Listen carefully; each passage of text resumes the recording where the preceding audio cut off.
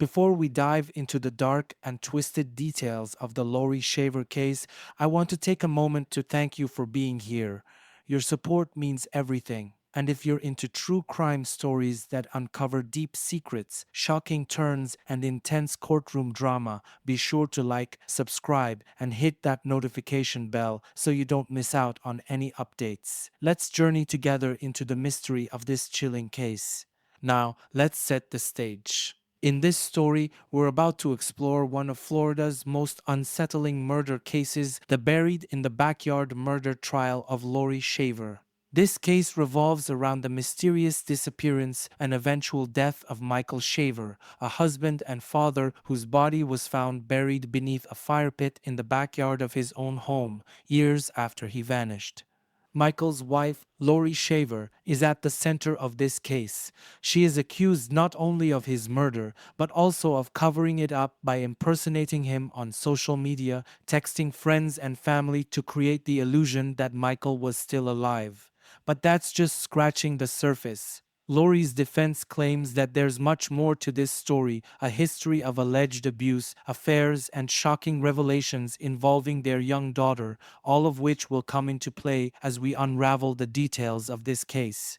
As we move through this story, we'll explore how Michael's body remained undiscovered for over 2 years, why Laurie became the prime suspect, and how her defense has pointed the finger at others, including her own child. Stay with me as we dig deeper into the layers of this case, one that goes far beyond a simple backyard burial. The Shaver family was once a seemingly normal household in Clermont, Florida, but beneath the surface there were tensions and a history that foreshadowed the tragedy to come. Michael and Laurie Shaver, high school sweethearts, lived together with their two young children in a 5-acre home. Their relationship, however, was far from idyllic. Michael worked as a mechanic at Walt Disney World, while Laurie stayed home to care for their children. But according to those close to the couple, their marriage was rocky, filled with constant arguments, accusations of infidelity, and even physical violence. Friends and co-workers of Michael began to notice troubling signs. He would sometimes show up to work with visible bruises, which he explained as the result of Laurie's violent outbursts. In one incident, Michael reportedly told a coworker that Laurie had punched him with closed fists during one of their many heated disputes. Despite these issues, the family stayed together until November 2015, when Michael mysteriously disappeared. Laurie offered inconsistent explanations to their friends and family about his sudden departure, claiming at various times that Michael had moved to Georgia, California, or even New York. Strangely, though, Michael's belongings, including his work tools and vehicle, remained at the house. Laurie's stories didn't align, and suspicions began to rise. Laurie soon began using Michael's credit cards, selling his possessions, and even married another man, Travis Filmer, while still claiming that Michael was alive. The inconsistencies, along with her behavior, eventually led to a welfare check requested by one of Michael's friends in early 2018. This initiated the investigation that would ultimately uncover Michael's remains buried under a fire pit Laurie had built in the backyard. The discovery of Michael's body, wrapped in a bedsheet and concealed beneath concrete, exposed the dark truth of the Shaver household. Laurie was charged with his murder, but her defense team soon shifted blame, claiming that their young daughter, only 7 years old at the time, had pulled the trigger in a bid to protect her mother during a violent argument. This stunning claim, combined with allegations of years of domestic abuse, has made the Shaver case one of the most complex and tragic in recent Florida history. Michael Shaver's disappearance in November 2015 marks the beginning of a tragic and mysterious case. Leading up to his last known whereabouts, there were several key moments that foreshadowed his fate. In early November 2015, Michael was still living with his wife, Laurie Shaver, in their Clermont, Florida home. According to his friends and coworkers, he was in contact with them regularly. However, around November 7th, Michael was seen for the last time at a tractor show, an event that many of his friends attended. Witnesses recalled that he and Laurie had been arguing that day, a common occurrence in their marriage. After leaving the event early, Michael was never seen again. His co-workers became suspicious when he failed to show up for work following the event. Michael was known to be dependable, and his absence raised alarms, especially since he left his tools at work, something highly unusual for a man who was meticulous about his job as a mechanic at Walt Disney World. Around this same time, his friends and family began receiving strange and cryptic messages from Michael's phone and social media accounts. In these messages, Michael claimed he was going through issues and had moved to Georgia. The tone of these texts was detached, cold, and vastly different from how Michael usually communicated. Messages such as, "Everyone just needs to leave me alone," were sent to his family members, giving the impression that Michael had voluntarily cut off ties with his loved ones. Meanwhile, Laurie Shaver's behavior started to raise more red flags. She began telling different people conflicting stories about Michael's whereabouts. At various times, she claimed he had moved to Georgia, New York, or even California. She also told some that he had been arrested, while others heard he had taken off in a black SUV to start a new life. Despite these excuses, Michael's belongings, including his car and work tools, remained at their home, further increasing suspicion. In the months following his disappearance, Laurie began selling off Michael's tools, vehicle, and other possessions. She also started using his credit cards to make purchases, including buying items like women's lingerie. All the while, she was maintaining that Michael had simply left her. Despite these alarming developments, no one officially reported Michael missing until 2018, when a concerned friend asked authorities to perform a welfare check on him. This delay, combined with Laurie's contradictory stories, made Michael's disappearance all the more troubling. After Michael Shaver's disappearance in November 2015, Laurie Shaver took control of the narrative, living as if everything was normal while concealing his fate. In an effort to maintain the illusion that Michael was still alive, Laurie began impersonating him through text messages, social media posts, and emails. These efforts were aimed at misleading friends, family, and even authorities. In the months following Michael's last sighting, Laurie sent cryptic messages to his loved ones from his phone, claiming that he had left their Clermont, Florida, home to start a new life elsewhere. She told different people different stories about his whereabouts, ranging from Georgia to California. The messages were detached and out of character for Michael, with some demanding that people leave him alone and others claiming he had no family anymore. For example, one message to his sister read, "Everyone just needs to leave me alone, just like they did my entire life," a sentiment very unlike Michael. Laurie also used Michael's Facebook account to post updates, attempting to keep up the facade that he was alive. One of the most unsettling actions Laurie took was mailing herself a postcard, allegedly from Michael, stating, "Tell the kids I love them. See you soon, Mike." This postcard was postmarked from Orlando, and it was intended to create the illusion that Michael had traveled and was thinking of his family. During this time, Laurie began to take advantage of Michael's absence financially. She drained his bank account, sold his valuable tools and personal items, and even sold their family home without raising much suspicion. Michael's credit cards were used to make various purchases, including lingerie and children's items, all delivered to Laurie. She even attempted to sell Michael's truck and tractor shortly after his disappearance. Laurie's behavior, while seemingly normal on the surface, was deeply suspicious to those who knew Michael. Despite her efforts to portray him as having left on his own, friends and family grew more concerned as time passed without any physical sightings of him. Her contradictory stories and odd actions eventually led to the investigation that uncovered the truth behind Michael's disappearance.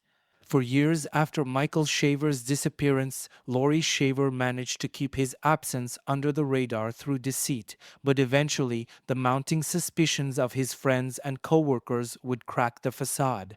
Michael, known for being reliable and consistent, was last seen in November 2015, and although Laurie sent messages in his name, people who knew Michael well began to sense that something was wrong.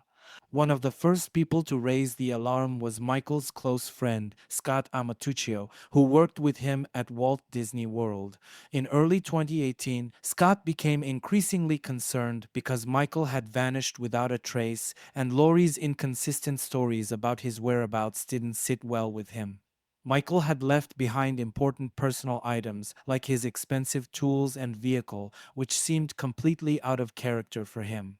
Scott was also troubled by Laurie's claims that Michael had simply moved away and cut off contact. She told different people conflicting stories, claiming at one point that Michael had moved to Georgia and at another that he was in New York. What pushed Scott and others to act was the strange behavior around Michael's social media and phone. Messages sent from Michael's accounts were cold and uncharacteristically detached, unlike the way he typically communicated with friends and family. For instance, one message to a coworker demanded that they stop contacting him, while another message sent to his sister told her that he had no family and everyone should leave him alone. These impersonal texts fueled suspicions that someone else was using his accounts. By February 2018, Michael had been missing for over 2 years, and his friends had enough. Scott Amatuccio finally contacted the Lake County Sheriff's Office to request a welfare check on Michael. His concern and persistence pushed authorities to take action. During the welfare check, Laurie allowed deputies into the home, but when they asked to bring in cadaver dogs to investigate the concrete slab she had poured in the backyard, she quickly became resistant and asked them to leave. This unusual behavior only deepened the authorities' suspicions. It was Scott's determination and the growing unease of Michael's other friends and coworkers that ultimately triggered the investigation that led to the discovery of Michael's body in March 2018, buried 3 feet beneath the concrete slab in the backyard of the Shaver family home.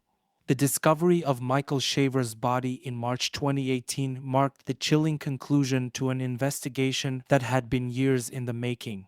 After Michael's disappearance in 2015, his wife, Laurie Shaver, had managed to convince many that he had left the family, moving to various places like Georgia or New York. But her inconsistent stories, combined with mounting concerns from Michael's friends, led to a critical moment in early 2018. Michael's close friend, Scott Amatuccio, had long been suspicious of Laurie's behavior and the vague explanations she gave about Michael's whereabouts. Scott's persistent efforts finally pushed the Lake County Sheriff's Office to perform a welfare check at the Shaver family home in February 2018. When deputies arrived at Laurie Shaver's home, she initially cooperated, allowing them to search inside. However, the real concern lay outside, where a freshly poured concrete slab and a fire pit had appeared shortly after Michael's disappearance. Investigators requested permission to search the backyard, specifically with cadaver dogs, but Laurie became nervous and resistant, ultimately refusing their request and asking them to leave. With growing suspicions, authorities secured a search warrant and returned in March 2018. It was during this search that detectives discovered Michael's body buried under the concrete slab. The slab had been poured in the summer of 2016, and notably, Laurie had etched her initials alongside her new husband's into the concrete, which made the discovery even more disturbing. Beneath the slab, wrapped in a bedsheet and secured with straps, they uncovered Michael's skeletal remains. His body was found 3 feet underground, partially clothed and wrapped in materials connected to Laurie's purchases. The autopsy revealed that Michael had been shot in the back of the head with a .38 caliber handgun, likely the same pink revolver Laurie had once used in an altercation with Michael. The condition of his body indicated he had been dead for several years, aligning with the time he had last been seen in November 2015. This discovery was the turning point that led to Laurie's arrest on charges of second-degree murder and accessory after the fact. The investigation into her actions, including impersonating Michael online and using his finances, cemented the case against her, bringing an end to years of questions and suspicions surrounding Michael's fate. In September 2020, nearly 5 years after Michael Shaver's disappearance and 2 years after his body was discovered, Laurie Shaver was formally arrested and charged with second-degree murder and accessory after the fact. The arrest came after an extensive investigation that linked Laurie directly to her husband's death, beginning with the discovery of his body buried beneath a concrete slab in the backyard of their home in Claremont, Florida. The investigation, which had been slowed by Laurie's attempts to conceal the crime, began to accelerate after authorities uncovered critical evidence. Not only had Michael been missing for years without any concrete explanation, but Laurie had also been caught impersonating him on social media and through text messages to friends and family. During the years Michael was presumed missing, Laurie had sold off his personal belongings, drained his bank accounts, and attempted to move on with her life, even marrying her boyfriend, Travis Filmer. Investigators found that Laurie had gone to great lengths to create the illusion that Michael had simply left the family, including fabricating stories about his whereabouts and sending herself postcards signed as Mike. However, the discovery of Michael's body, shot in the back of the head and buried under a fire pit that Laurie had built, sealed her fate. The fact that the couple's initials were etched into the concrete slab further incriminated Laurie. On top of the murder charge, Laurie was also charged with accessory after the fact, which pertained to her efforts to cover up the crime, use Michael's identity, and obstruct the investigation. By maintaining the ruse that Michael was alive, Laurie delayed the discovery of his death for over 2 years, and it was only through the persistence of Michael's friends that law enforcement was able to uncover the truth. As the case against Laurie Shaver moved forward, her defense team introduced a shocking claim that it was not Laurie but her 8-year-old daughter who had fatally shot Michael Shaver. This defense theory alleged that during a violent confrontation between Michael and Laurie, the young girl intervened, pulling the trigger in an attempt to protect her mother from further harm. According to court documents filed by the defense, the daughter had witnessed years of physical, emotional, and sexual abuse at the hands of Michael. The defense argued that this history of violence came to a head during a particularly intense argument in November 2015, the day Michael disappeared. Laurie's attorneys suggested that the daughter acted in self-defense, using the gun to protect her mother from what they claimed was an imminent threat from Michael. This claim was a cornerstone of Laurie's defense. Her lawyer, Jeffrey Wiggs, went as far as to file motions for the court to allow a psychological evaluation of the now teenage daughter, who, according to the defense, was willing to testify and admit to pulling the trigger. Wiggs argued that this testimony would provide a complete picture of the circumstances surrounding Michael's death. However, the prosecution strongly pushed back against this claim, stating that there was no credible evidence to support the daughter's involvement in the murder. They argued that the daughter had never made such a statement to law enforcement or any official source, and that this defense was merely an attempt to deflect blame from Laurie. The court, for its part, denied motions for the psychological evaluation, further complicating the defense's ability to introduce this narrative in court. While the defense maintained that the daughter's involvement was central to the case, the prosecution emphasized that the overwhelming evidence, including Michael's body being found under the concrete slab Laurie had poured, the manipulation of his social media, and her use of his credit cards, pointed directly to Laurie as the perpetrator of the crime. As the trial against Laurie Shaver progressed, her defense centered on a narrative of long-term domestic abuse at the hands of her husband, Michael Shaver. According to Laurie's legal team, Michael had subjected her to years of physical, sexual, and emotional abuse, creating a toxic and dangerous environment in their home.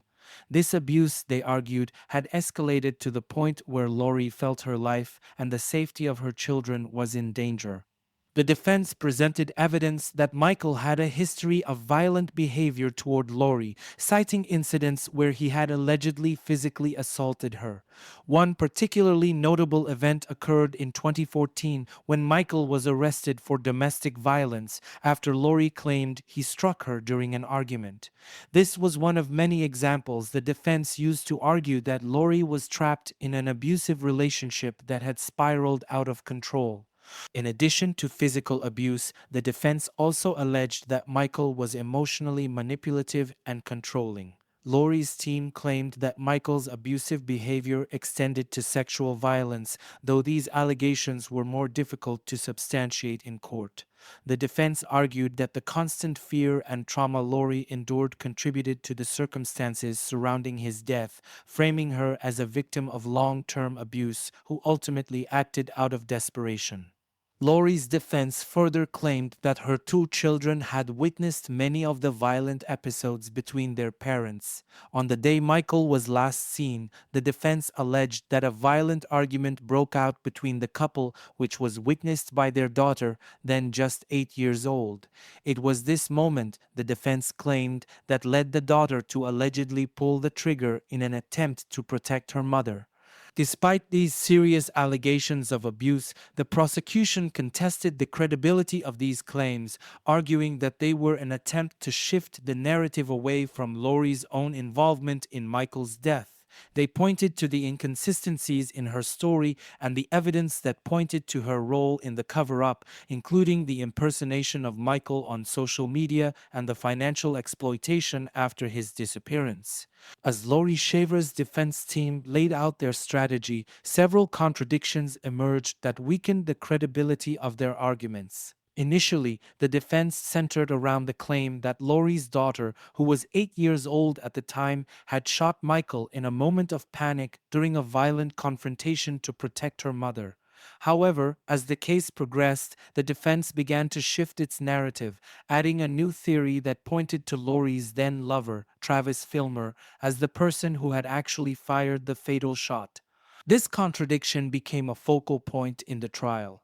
Laurie's defense team suggested that during the argument that led to Michael's death, it was her lover, not her daughter, who took the gun and shot Michael. According to this version of events, Filmer had intervened during a heated dispute and killed Michael, after which he helped Laurie bury the body beneath the concrete slab and fire pit they later installed in the backyard. His shift in the defense's narrative raised questions about the credibility of Laurie's account. Initially, her attorneys emphasized the story of the daughter pulling the trigger, even filing motions for a psychological evaluation of the child to support this theory. However, the introduction of a new theory involving Filmer as the shooter complicated the defense's position, suggesting they were trying to deflect blame away from Laurie by presenting multiple possible perpetrators. These contradictions created challenges for the defense as the prosecution was quick to point out the inconsistencies in their arguments. The changing narrative not only weakened the plausibility of the defense but also called into question whether any of their claims could be fully trusted. The prosecution maintained that Laurie was the sole person responsible for Michael's death, using the shifting defense theories to reinforce their case that Laurie had both committed and covered up the murder. The investigation into Michael Shaver's disappearance began slowly, but it would eventually lead to shocking discoveries and Laurie Shaver's arrest. Michael vanished in November 2015, and while Laurie told friends and family that he had left, her explanations were inconsistent.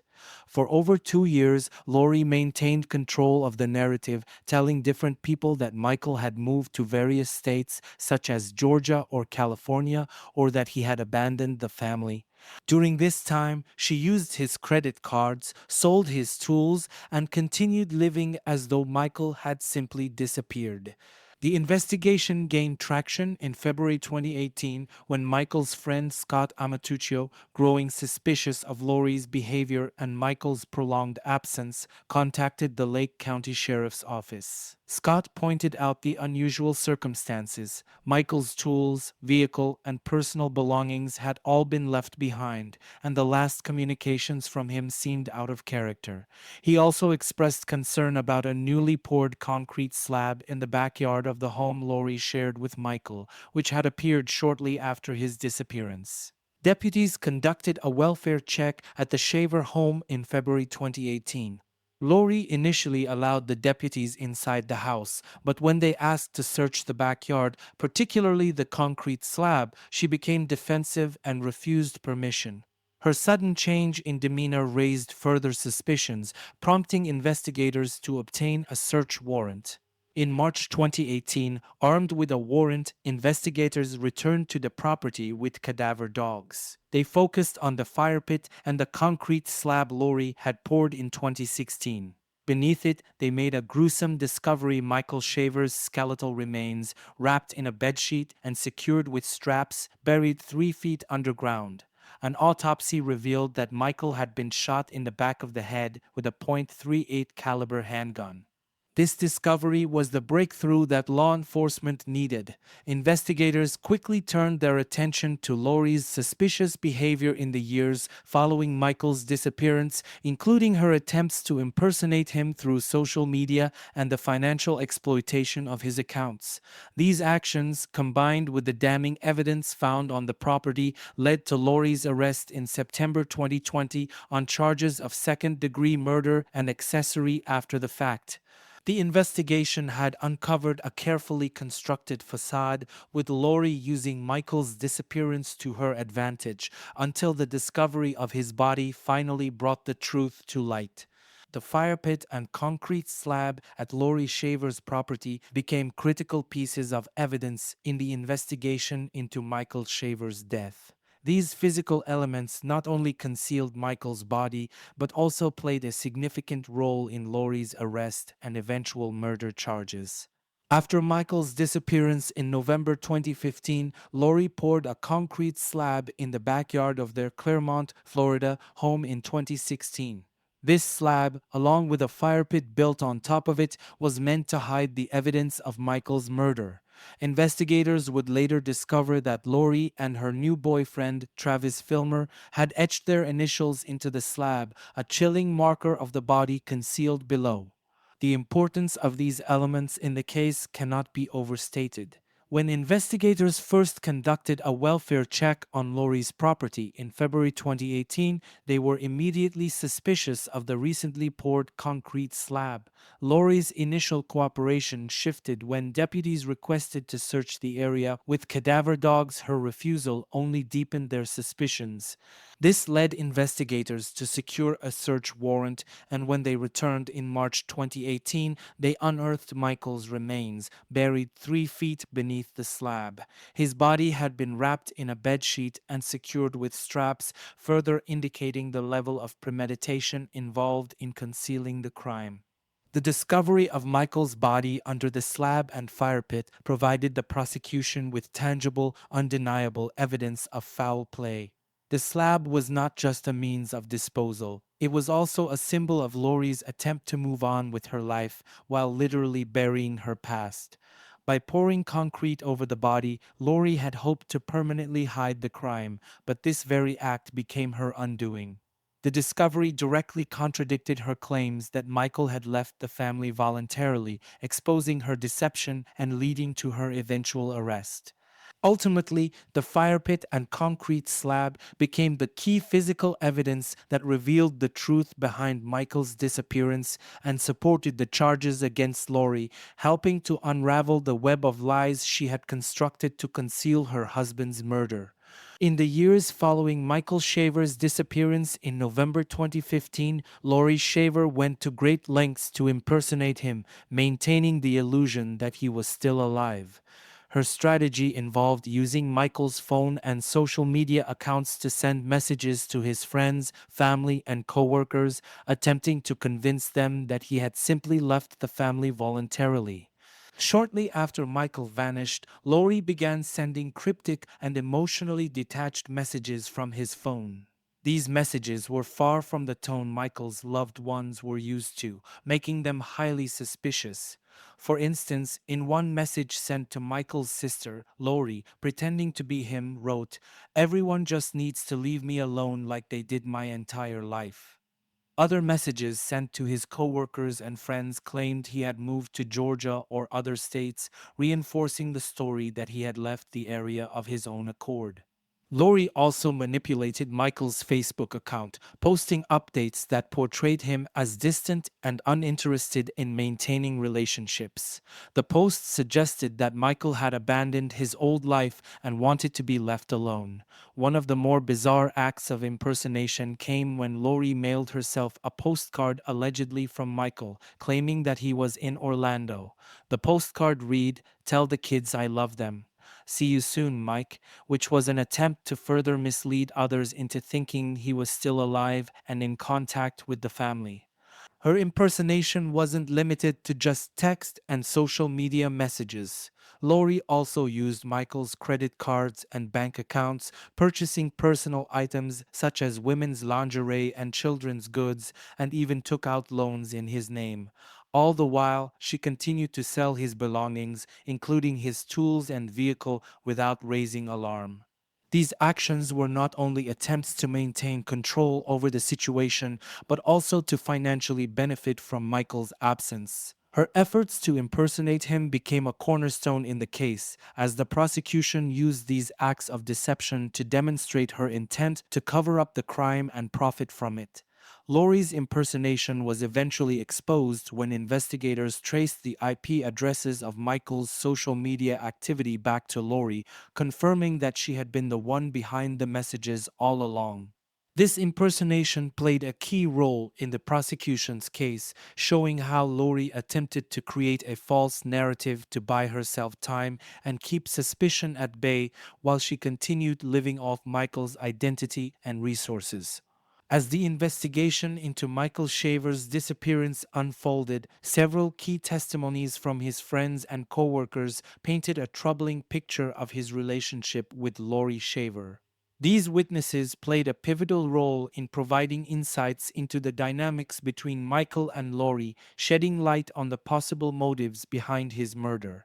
One of Michael's close friends, Scott Amatuccio, was among the first to express deep concern over his sudden disappearance. Scott, who worked with Michael at Walt Disney World, testified that Michael was a dependable and hardworking individual who would never leave without notifying anyone, especially not without his tools and belongings.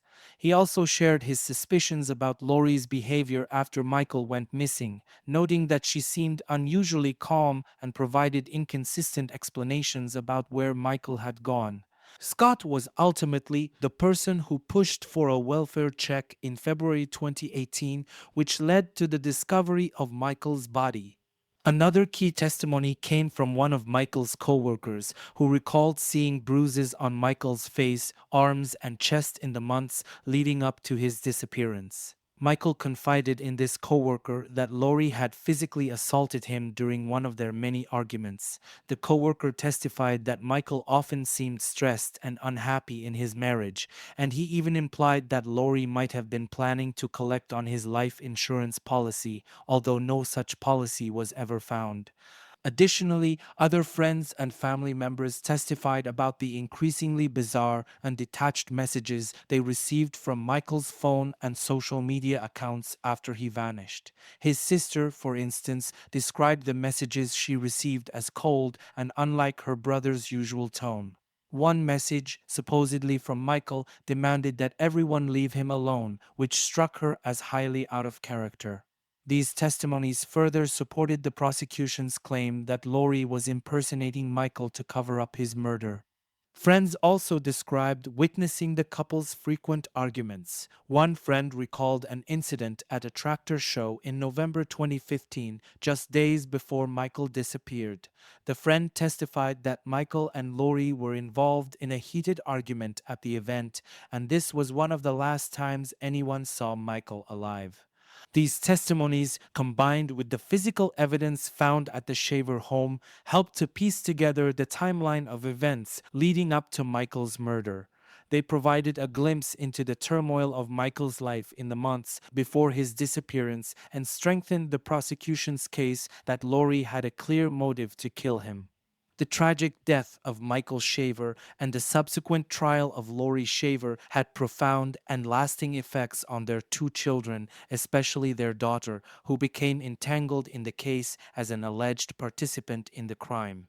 Laurie's defense team claimed that the daughter, who was just 8 years old at the time of Michael's murder, was the one who pulled the trigger in an attempt to protect her mother during a violent argument between her parents. This claim, introduced as part of Laurie's defense strategy, placed an immense emotional and psychological burden on the child.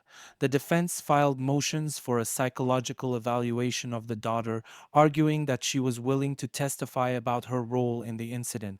However, the court rejected these motions, and the prosecution firmly denied that any credible evidence existed to support the child's involvement.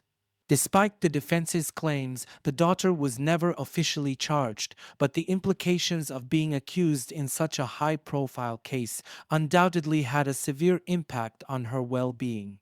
The trauma of witnessing her father's death, combined with the emotional strain of being brought into the legal proceedings, left her in a vulnerable position. Throughout the trial, Laurie's legal team continued to emphasize the child's role in the incident, further complicating the family dynamics and placing additional stress on her. The Shaver children were also deeply affected by the loss of their father and the accusations against their mother. Losing a parent to murder is a traumatic experience, but having the surviving parent accused and tried for the crime magnifies the emotional toll. The children were caught in the middle of the legal battle, with their mother facing serious charges, their father gone, and the public scrutiny that surrounded the case. In addition to the immediate trauma, the long-term impact on the children's psychological and emotional development cannot be overstated. Growing up in the shadow of such a notorious crime, with the knowledge that their family was forever changed by the actions of their parents, will likely leave lasting scars.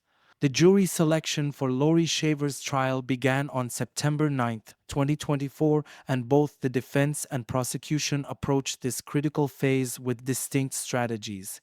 The prosecution aimed to select jurors who would focus on the overwhelming physical evidence, such as the discovery of Michael's body under the concrete slab and Laurie's impersonation of him on social media. They wanted jurors who could see through the defense's potential emotional appeals involving domestic violence and the role of Laurie's daughter. On the other hand, the defense team sought jurors who might be sympathetic to their claims of long-term abuse by Michael. They emphasized the traumatic environment Laurie allegedly endured, hoping to sway the jury by painting her as a victim of domestic violence forced into desperate actions to protect herself and her children. During the jury selection process, both sides meticulously questioned potential jurors about their views on domestic violence, gun ownership, and family dynamics to ensure they could find individuals who might be receptive to their arguments. In the opening statements, the prosecution laid out a straightforward case of second-degree murder. They argued that Laurie Shaver had carefully planned Michael's death, shot him in the back of the head, and buried his body beneath the concrete slab. The prosecution emphasized Laurie's attempts to cover up the murder by impersonating Michael through text messages and social media, using his bank accounts and selling his belongings. They pointed to the physical evidence found at the scene and Laurie's financial exploitation of Michael after his disappearance as key indicators of her guilt. The defense, however, took a different approach. They shifted the blame away from Laurie, reiterating claims that her 8-year-old daughter had been the one to pull the trigger in a moment of panic during a violent altercation. They framed Laurie as a victim of years of physical and emotional abuse, arguing that she had endured a toxic relationship that culminated in the tragedy. By focusing on this narrative, the defense aimed to evoke sympathy from the jury and create reasonable doubt about Laurie's direct involvement in the murder. In the early days of the trial, Michael's friends and co-workers took the stand. Their testimonies helped paint a picture of the turbulent relationship between Michael and Laurie.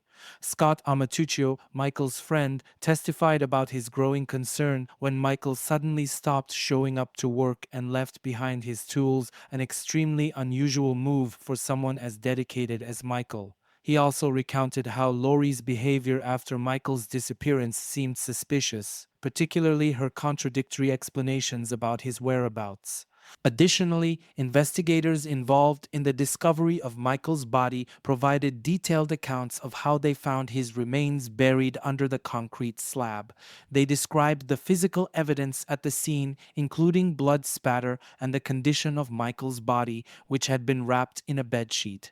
This testimony was crucial in establishing that Laurie had gone to great lengths to conceal the murder. As the trial unfolded, there was growing speculation about whether Laurie Shaver would take the stand. The possibility of Laurie testifying brought suspense to the courtroom, as her testimony could either reinforce her defense or unravel under cross-examination. If she were to testify, Laurie would have the opportunity to present her side of the story, including her claims of domestic abuse and her daughter's alleged involvement in the shooting. However, there was also a significant risk prosecutors would likely question her about the inconsistencies in her story and the actions she took after Michael's death, including her impersonation of him and her financial manipulation. Laurie's decision to testify could change the course of the trial, either by humanizing her and generating sympathy from the jury or by exposing her actions as part of a calculated cover up. As of now, Laurie Shaver's trial remains in progress. The testimonies of Michael's friends, co-workers, and investigators have painted a troubling picture of the events surrounding his disappearance and death. The defense's shifting narrative, involving both claims of domestic abuse and allegations that Laurie's daughter shot Michael, continues to create tension in the courtroom. The trial has had a profound impact on the Shaver family, especially the children who have been caught in the middle of this legal battle. The broader community remains captivated by the case, as it not only raises questions about Laurie's guilt, but also highlights issues of domestic violence, family trauma, and the complexities of justice. As the trial moves forward, the jury's verdict will have far-reaching consequences, not only for Laurie but for the children who have already endured immense loss. As we wrap up this case, the Laurie Shaver trial continues to unfold with new revelations and testimonies that could change everything. If you've been following this story and want to stay updated on the trial's outcome, make sure to hit that subscribe button and turn on notifications so you never miss an update. Let me know your thoughts in the comments. Do you think Laurie Shaver will take the stand? And what do you make of the defense's claims involving her daughter? I'd love to hear your opinions. Thanks so much for watching, and remember, there's always more to the story than meets the eye. Stay tuned for the latest updates on this case and more gripping true crime content. See you in the next video.